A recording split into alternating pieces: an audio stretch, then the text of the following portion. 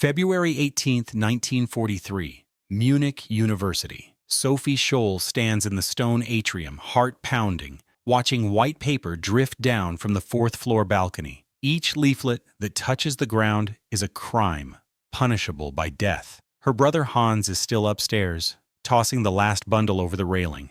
They're almost done, almost safe. Then she sees him, a janitor, middle-aged, gray uniform. He's staring right at her. Their eyes meet, and in that split second, Sophie knows everything is about to change. She has 4 days left to live, but she doesn't know it yet. Sophie died because people stayed silent. You're about to see what happened when one person refused to. Subscribe now, because if stories like this don't reach you, they don't reach anyone, and that's exactly what they wanted. This is Nazi Germany, 1943. The war is turning. Stalingrad has fallen. Hundreds of thousands of German soldiers dead in the snow. But in Munich, you don't talk about defeat. You don't question. You don't doubt. Because doubt is treason. And treason is death. Sophie Scholl is 21 years old, a medical student, a daughter of a liberal family that despises Hitler. She grew up in the Hitler Youth. Like everyone else, sang the songs, wore the uniform, but she never believed. And now, in February 1943, she's part of something called the White Rose. 6 university students, a professor, a mimeograph machine hidden in a basement. Their weapon, words, their mission, to tell the truth in a nation drowning in lies. They've been distributing leaflets for 8 months, across Munich, across Germany, each one denouncing Hitler, exposing atrocities, calling for resistance. And so far, they've gotten away with it, until today. It started in the summer of 1942. Hans Scholl, Sophie's older brother, and his friends were medical students. Smart, idealistic, furious. They watched the propaganda, the lies about German invincibility, the silence about murdered Jews, and they couldn't stay quiet anymore. The first leaflet was 4 pages, typed at night, copied in secret. Nothing is so unworthy of a civilized nation as allowing itself to be governed without opposition by an irresponsible clique. They mailed 100 copies, then 200, then 1,000, to professors, intellectuals, clergy, anyone who might still have a conscience. The Gestapo started investigating immediately, but the White Rose was careful. No names, no return addresses, no patterns. They used different post offices, different typewriters. They traveled to other cities to mail them, and it worked. By early 1943, they distributed 6 different leaflets, thousands of copies. The regime was rattled. The Gestapo was hunting them, but they couldn't stop because in January, Stalingrad fell. 300,000 Germans dead or captured. The war was lost. Everyone knew it, but no one would say it. Except the White Rose. Their 6th leaflet was the boldest yet. The day of reckoning has come. German youth, avenge the victims of the regime. Sophie and Hans printed 1,800 copies in a single night. They knew the risk was growing. The Gestapo was closing in. But they believed this. If they could just reach enough people, if they could wake Germany up, maybe, just maybe, they could end the war, save lives, restore sanity. It was naive. It was beautiful. And it was about to cost them everything. February 18th, 1943, morning. Sophie and Hans pack a suitcase with leaflets, 1,800 copies of their 6th message. Their plan? Distribute them at Munich University during class breaks, when the hallways are flooded with students. It's their most daring operation yet. Sophie is scared. She tells Hans maybe they should wait. Maybe it's too risky, but Hans is resolute. This is their moment. They take the tram to campus. Sophie clutches the suitcase. She can feel the weight of the paper. The weight of the risk. When they arrive, the university is buzzing. Students moving between lectures, professors in hallways. Sophie and Hans move quickly. They place stacks of leaflets in hallways, on windowsills, in lecture halls. No one notices. They're almost done. The suitcase is almost empty. Then Hans makes a decision. There are about 100 leaflets left. He doesn't want to waste them. He sees the atrium, 4 stories tall, overlooking the main entrance. Students crossing below. He turns to Sophie. Let's throw them. She hesitates. It's too visible, too public, but they're so close, and the leaflets are already printed.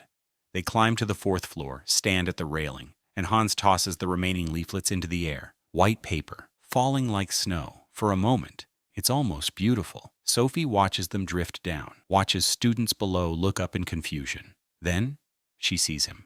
A janitor, gray uniform, staring at them from across the atrium. His name is Jakob Schmid. He's 51 years old, a loyal Nazi party member, and he's already moving toward the exit, toward the phone. Sophie grabs Hans. We need to leave, now. They rush for the stairs, but it's too late. University guards are already blocking the doors. Schmid has made his call. The Gestapo is on the way. They're taken to Gestapo headquarters, Wittelsbacher Palace, a place where people scream and don't come out. Sophie is interrogated first. The officer is calm, almost polite. He offers her a way out. Just say you didn't know. Say your brother forced you. You'll walk free. Sophie looks him in the eye. Somebody, after all, had to make a start. What we wrote and said is believed by many others. They just don't dare express themselves. The interrogator's face hardens. She's just signed her death sentence. Over the next 4 days, the Gestapo works fast. They arrest Hans. Christoph Probst, another member. They find the mimeograph machine. The evidence is overwhelming. February 22nd, 1943. 4 days after the arrest, they're taken to the People's Court, a show trial. No defense, no mercy. The judge is Roland Freisler, a screaming, red-faced fanatic who sees treason everywhere.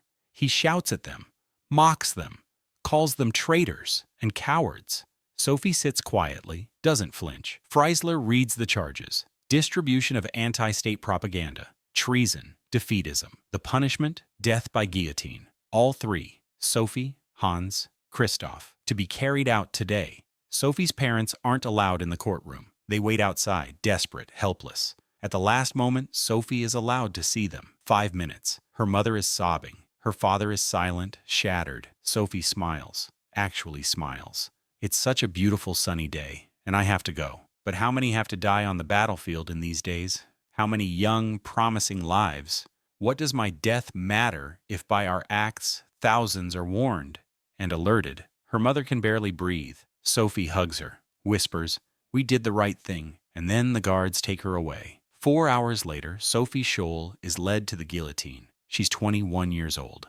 She's been awake for less than 12 hours since the trial began. The executioner asks if she has any last words. She shakes her head. The blade falls. Hans is executed minutes later. Then Christoph. 3 lives, gone in an afternoon. The Nazis think they've won.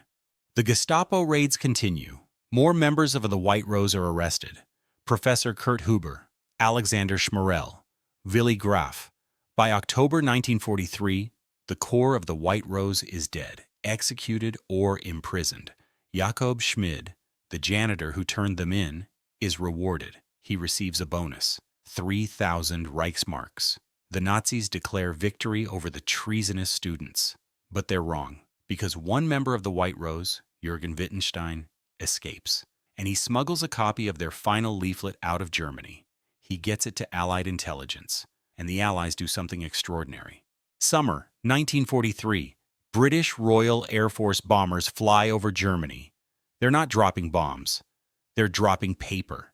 Millions of copies of the White Rose's 6th leaflet, retitled The Manifesto of the Students of Munich. The words Sophie and Hans died for rain down on German cities, on soldiers, on civilians. The regime can't stop it. The truth they tried to bury is everywhere. After the war, Germany remembers, Sophie Scholl becomes a symbol, not of defeat, but of moral courage. Schools are named after her: streets, squares, foundations.